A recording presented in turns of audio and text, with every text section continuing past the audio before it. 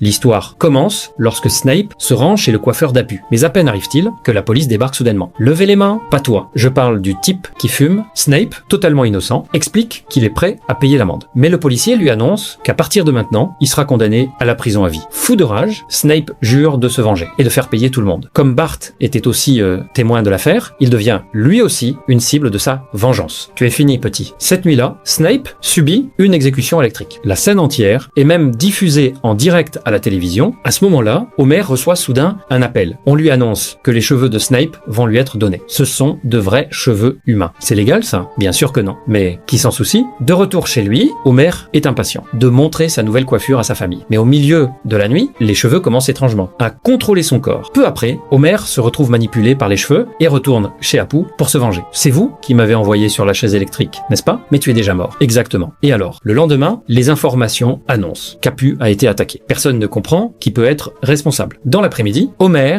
est de nouveau contrôlé par les cheveux. Cette fois, il se rend à la taverne de Moé. En voyant son comportement étrange, tout le monde est choqué. Bart révèle alors la vérité. Tout cela fait partie du plan de vengeance de Snape. Car Snape avait juré de se venger de tous ceux qui avaient assisté à son arrestation. Cette nuit-là, Homer perd complètement le contrôle et tente même de s'en prendre à Bart. C'est seulement à ce moment-là que tout le monde comprend. Le véritable responsable est cette mèche de cheveux transplantés. Pour se libérer de son emprise, Homer engage un combat acharné contre les cheveux. Finalement, il réussit à les vaincre et les arrache de sa tête. À la fin, la police arrive sur place et se débarrasse définitivement de cette mèche de cheveux maléfique.